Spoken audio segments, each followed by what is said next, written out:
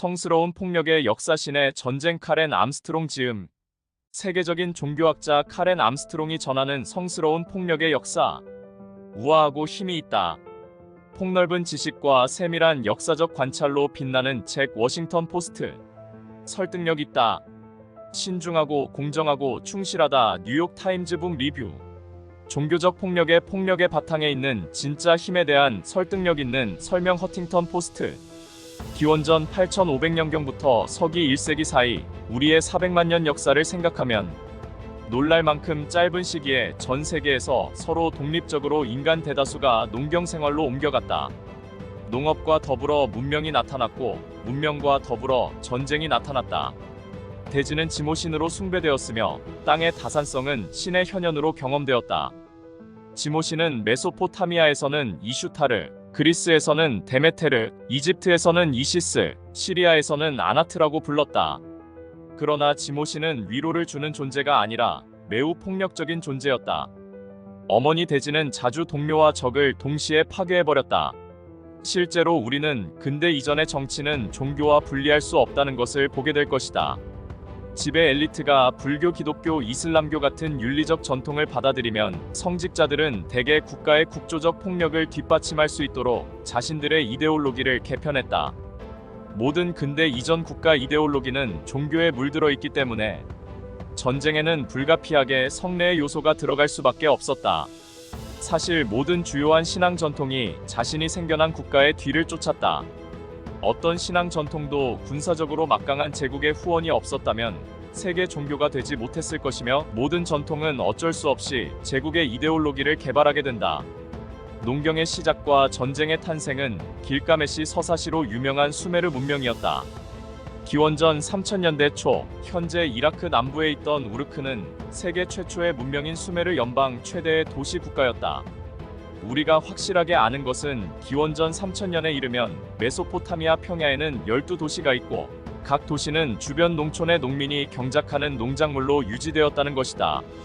농민은 최저 생활 수준으로 살아갔다. 각 마을은 수확물 전체를 자신이 받드는 도시로 가져가야 했다. 관리들은 그 가운데 일정량을 지역 농민이 먹고 살도록 할당하고 나머지는 귀족을 위해 신전에 저장했다. 그러나 노동의 열매를 강탈당한 농민은 노예보다 나을 것이 없었다. 이런 파괴적인 억압에서 종교는 어떤 역할을 했을까? 모든 정치 공동체는 자신의 제도가 자신들이 인식하는 자연 질서에 근거를 두고 있다는 이데올로기를 발전시킨다. 그들은 신들이 우주의 상태를 관리한다고 믿었다. 하지만 이때까지만 해도 수메르인들의 신은 오늘날의 유대인, 기독교인, 무슬림이 섬기는 하느님과는 전혀 달랐다. 메소포타미아의 종교는 기본적으로 공동체적이었다. 사람들은 마음속이라는 사적인 공간에서만 신성한 것과 만나려 하지 않았다. 메소포타미아의 종교적 관행은 사회의 기본 틀을 제공했기 때문에 사적인 영적 체험이라는 근대의 종교 개념과 정반대였던 것으로 보인다. 도시의 관료이자 시인이며 천문학자이기도 한 귀족이 도시의 예배의식을 주관했다. 이 정교한 체제는 국가의 구조화된 폭력을 부정직하게 정당화했을 뿐 아니라 특히 이 오만하고 문제가 많은 인간 실험에 의미를 부여하려는 시도이기도 했다. 서기 15세기가 끝날 무렵에는 중동, 동남아시아, 북아프리카, 유럽의 농경 문명이 자리를 잡게 되며 인도, 러시아, 터키, 몽골, 레반트, 중국, 그리스, 스칸디나비아 어디에서나 수메르와 마찬가지로 귀족은 농민을 착취했다. 기원전 4500년경 러시아 남부 카프카스 산맥의 스텝지대에 정착한 목축민은 공통의 문화를 공유했다. 그들은 자신들을 아리아고기하다, 명예롭다라고 불렀지만 우리는 그들을 인도 유럽인으로 알고 있다. 그들의 언어가 아시아와 유럽 몇 개 언어의 기초가 되었기 때문이다. 기원전 2500년경 아리아인 일부가 스텝을 떠나 아시아와 유럽의 큰 지역을 정복하여 히타이트인, 켈트인, 그리스인, 로마인, 게르만인, 스칸디나비아인, 앵글로, 색슨인의 조상이 되었다. 한편 카프카스 산맥에 남은 부족들은 서서히 사이가 멀어지고 말았다. 아베스타어를 쓰는 사람들은 현재 이란 땅에 정착했고 산스크리트를 쓰는 사람들은 인도 아대륙을 차지했다.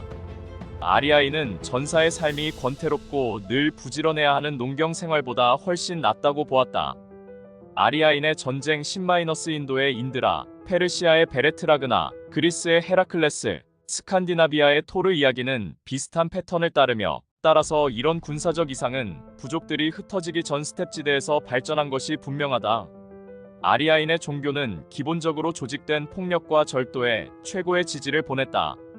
아리아인은 길가메시와 마찬가지로 전투에서 늘명의 영광 위엄과 죽음 뒤의 명성을 구했다. 우리는 여기서 아리아인들의 우수성을 내세워 600만 명이나 되는 유대인을 학살한 히틀러를 생각하지 않을 수 없습니다. 유대인에 대한 혐오와 반감은 2차 세계대전이 일어나기 전부터 유럽 전역에 퍼져 있었습니다. 확실한 증거는 없지만 수메르에 전쟁을 도입한 사람들은 비옥한 초승달 지대를 둘러싼 산악지대에 살던 목축민들이었을 것이다. 반면 이집트에서는 이런 무장 갈등의 단계적 확대가 없었는데 그곳은 세련된 문명이 발전하기는 했지만 그곳은 훨씬 평화로운 농경 국가였다. 고대 이집트 예술은 대부분 민간 생활의 기쁨과 우아함을 찬양하며 초기 이집트 문헌에는 전쟁을 기리는 내용이 거의 없다. 신화와 거기에 따르는 의식들을 보면서 수메르의 귀족은 자신들의 문명과 특권이 의존하는 현실을 떠올렸다. 그들은 문명화된 질서를 위협하는 반역적인 농민, 야심찬 귀족, 외국의 적을 진압하는 전쟁에 늘 대비해야 했다. 종교는 이런 제국의 폭력과 깊이 관계 맺고 있었으며 농경 국가를 지탱하는 경제적이고 정치적인 현실에서 떼어낼 수 없었다. 문명의 허약함은 기원전 17세기의 인도 유럽인 유목민 무리가 계속 메소포타미아 도시들을 공격하면서 분명해졌다. 카프카스 산맥에서 온 카시트 부족들이 바빌론 제국을 장악했다. 인도-유럽인 귀족은 아나톨리아의 히타이트 제국을 건설했다. 조로아스터의 묵시록적 사고는 독특했다.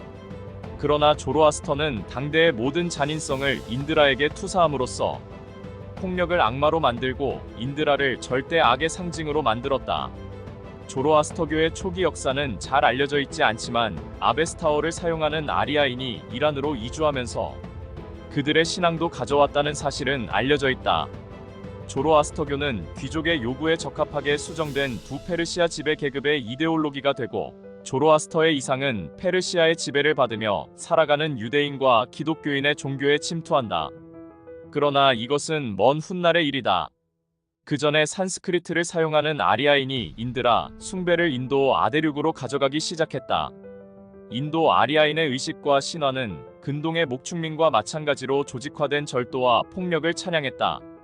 인도 아리아인에게도 가축을 훔치는 일은 정당화가 필요하지 않았다. 인도 사람들은 그들의 세계관을 형성하는 폭력적 신화와 제의에 관하여 명상함으로써 과거 조상들이 출정길의 신성함을 알리기 위해 노력한 것과 달리 비폭력의 고귀한 길을 창조하기 위해 힘을 기울였다. 그러나 이 극적인 역전은 첫 아리아인 정착자들이 기원전 19세기에 펀자브에 도착하고 나서 거의 1000년이 흐른 뒤에야 시작된다. 인도의 아리아인은 하늘에서 전쟁을 좋아하는 데바와 평화를 사랑하는 아수라 사이에 거대한 전쟁이 벌어지고 있다는 조로아스터의 믿음을 공유하고 있었다. 기원전 10세기에 아리아인은 야무나강과 겐지스강 사이의 도아부 지역에 이른다. 식민지는 아그니가 새로운 제단에 뛰어오를 때에만 현실이 된다. 이 불타오르는 제단은 아리아인 진영을 야만인 촌락의 어둠과 구별해 주었다.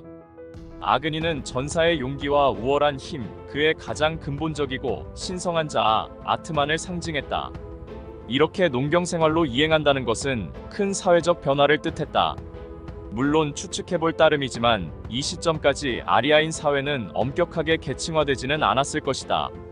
아리아 사회는 이제 4개의 사회 계급 사회로 나뉘었고 이것이 훗날 발전하는 정교한 카스트 체제의 씨앗이 되었다. 기원전 9세기 내내 쿠로 왕국의 브라만 가운데 일부는 고대 아리아 전통에 대해 다시 한번 중요한 재해석을 시작했고 종교의식에서 모든 폭력을 체계적으로 뽑아내는 개혁에 착수하여 심지어 크샤트리아도 의식을 치르는 방식을 바꾸도록 설득했다. 그들의 생각은 브라흐마나로 알려진 경전에 기록되었는데 이것은 기원전 9세기에서 7세기 사이에 나온 것이다. 기원전 5세기 말 무렵 히말라야 산맥 산기슭의 부족 공화국 샤카 출신의 크샤트리아가 머리를 깎고 출가자의 노란 가사를 입었다. 나중에 붓다 깨어난 자라고 알려지게 된 고타마 시다르타는 당대의 뛰어난 구루 다수와 함께 공부를 하며 힘든 영적 탐구 기간을 거친 뒤 적대적 감정을 누르고 친절하고 긍정적인 감정을 세심하게 개발하는 것을 목표로 삼는 요가의 한 형태에 의해 깨달음을 얻었다. 거의 같은 시대에 살았던 마하비라와 마찬가지로 붓다의 가르침은 비폭력에 기초를 두었다. 그는 니빠나열반이라고 부르는 상태에 이르렀다. 붓다는 첫 제자들에게 말했다. 이제 가서 세상에 대한 자비로 민중의 안녕과 행복을 위해 신과 인간의 유익과 안녕과 행복을 위해 일하며 돌아다녀라. 불교는 그냥 폭력을 피하기만 하는 것이 아니라 온 세상의 고통을 덜어주고 행복을 늘리기 위해 적극적으로 운동에 나설 것을 요구했다. 불교도와 자이나교도는 실용주의자이자 현실주의자였다. 그들은 모두가 수도승이 될 것이라고 기대하지 않았기 때문에 제가 제자들에게 할 수 있는 만큼만 가르침을 따르라고 권했다. 이렇게 해서 이런 영성들은 주류에 진입했을 뿐만 아니라 심지어 지배 계급에도 영향을 끼치기 시작했다. 아소카는 자신이 퇴위를 하고 불교 수도자가 된다 해도 다른 사람들이 그를 계승하려고 싸워 더 큰 파괴를 자행할 것이고, 그러면 늘 그렇듯이 농민과 빈민이 가장 큰 고통을 당할 것임을 깨달았다. 아담은 땅의 주인으로서 평화롭게 땅을 보살피는 것이 아니라 땅의 노예가 되었다. 히브리 성경은 맨 처음부터 우리가 지금까지 살펴본 텍스트 대부분과는 다른 어조를 드러낸다. 그 주인공들은 귀족 엘리트의 구성원이 아니었다. 아담과 하와는 한낱 들의 노동자로 전락하여 황폐한 땅에서 간신히 생계를 유지했다. 기원전 1750년경 야훼가 이스라엘 조상 아브라함에게 농경 사회와 메소포타미아 문화를 떠나 가나안에 정착하라고 명령하는 데서 시작한다. 이스라엘 백성은 40년 동안 시나이 광야에서 방랑하다가 가나안 경계에 이른다. 이곳에서 모세는 죽지만 그의 부관 여호수아가 이스라엘 백성을 이끌고 약속된 땅 가나안에서 모든 도시를 파괴하고 그 주민을 죽여 승리를 거두었다. 그러나 고고학적 기록은 이 이야기를 확인해 주지 않는다. 여호수아에 묘사된 대량 파괴의 증거도 없고 강력한 외적의 침략을 보여주는 흔적도 없다. 성경 이외에 처음 이스라엘의 이야기가 언급된 자료를 보면 가나안 해안 지방은 여전히 이집트 제국의 속령이었다. 기원전 1201년경에 한석비는 가나안 고지대에서 반란을 일으켰다가 파라오 메르넵타의 군대에 패배한 민족 가운데 하나로 이스라엘을 언급한다. 이 정치적 혼돈의 시기에 이스라엘 농민은 귀족의 복수를 걱정하지 않고 쇠약해지는 도시에서 탈출하여 독립된 사회를 건설할 수 있는 드문 기회를 잡았다. 이 정착자들이 정말로 최초의 이스라엘 백성이라면 일부는 틀림없이 가나안 원주민이었을 것이다. 여기에 시나이 지역의 신인 야훼를 가져온 남쪽 이주자가 합쳐졌을 수도 있다. 나중에 유대인, 기독교인, 무슬림은 모두 성경의 신을 브라흐만이나 니르바나와 비슷한 절대적 초월의 상징으로 만들게 된다. 십계명은 나중에 기원전 7세기 개혁가들이 이야기에 집어넣은 것인데 앞으로 보겠지만 히브리 성경의 가장 폭력적인 구절 일부도 그들이 집어넣었다. 이스라엘은 유일신 교도가 아니었다. 이스라엘은 이 시점에 유일신 교도가 아니었으며 그렇게 바뀌기 시작하는 것은 기원전 6세기에 이르러서였다. 사실 성경이나 고고학 증거는 초기 이스라엘인 대부분의 신앙과 관행이 가나안의 이웃들과 거의 다르지 않았음을 보여준다. 실제로 히브리 성경에는 명료하게 유일신적 진술이 거의 없다. 개혁가들의 10계명 가운데 첫 번째 계명조차 경쟁하는 신들의 존재를 당연하게 여기고 단지 이스라엘이 그들을 섬기는 것을 금할 뿐이다. 너희는 내 앞에서 다른 신을 섬기지 못한다. 마지막으로 여호수아는 왕을 나무에 매달고 그 위에 큰 돌무더기를 쌓아 올렸다. 요르단과 아라비아 남부에서 발견된 기원전 9세기 비문들은 이 패턴을 글자 그대로 따르는 정복들을 기록하고 있다. 따라서 이 금제는 유일신교도 이스라엘의 발명품이 아니라 이 지역의 이교 관행이었다. 오늘날 우리로서는 기원전 7세기의 신앙의 배타성에 대한 이런 고집이 얼마나 이상하게 보였을지 깨닫기 힘들다. 우리의 히브리 성경 독법은 2500년에 걸친 일신교적 가르침의 영향을 받아왔다. 그러나 물론 요시야는 개혁가들이 10계명의 맨 위에 갖다 놓게 될 제1계명, 너희는 내 앞에서 다른 신을 모시지 못한다. 그를 들어본 적이 없었다. 요시야는 이스라엘을 파라오에게서 다시 한번 해방할 새로운 모세였고 다윗보다 훌륭한 왕이었다. 이런 공격적인 신학은 히브리 성경에 지울 수 없는 흔적을 남겼다. 유일신교의 뿌리 깊은 공격성과 불관용을 증명할 때 자주 인용되는 수많은 글은 이 개혁가들이 쓰거나 고친 것이었다. 바울과 공관 복음서 저자들은 예수를 신으로 여긴 적이 없었다. 개종 전에 특별히 격식을 차리는 바리새인이었던 바울은 그런 생각만으로도 경악했을 것이다. 그들은 모두 관습적인 유대교의 의미에서 하느님의 아들이라는 표현을 사용했다. 예수는 하느님에게서 특별한 과제를 위임받은 보통 인간이라는 뜻이었다. 312년에 시작된 교회와 제국의 밀접한 연합은 전쟁이 불가피하게 신성한 성격을 획득했음을 뜻했다. 그러나 비잔티움 사람들은 늘 전쟁을 거룩하다고 부르기를 망설이게 된다. 예수도 초대 기독교인도 기독교인 황제라는 개념만큼 엄청난 모순 어법은 상상할 수 없었을 것이다. 하지만 군인인 콘스탄티누스는 자신의 새로운 신앙에 대한 지식이 거의 없었다. 따라서 기독교가 제국주의적 폭력으로 개종할 가능성이 더 컸다. 십자군 원정으로 인해 반유대주의 폭력은 유럽의 만성 질병이 되었다. 십자군을 소집할 때마다 기독교인은 먼저 고향의 유대인을 공격하곤 했다. 이런 박해는 물론 종교적 신념의 영향을 받았겠지만 사회적, 정치적, 경제적 요소도 개입되었다. 베르나르는 기독교인이라면 이교도가 흩어지고 잘려나가고 쫓겨나는 것을 보고 기뻐해야 마땅하다고 말했다.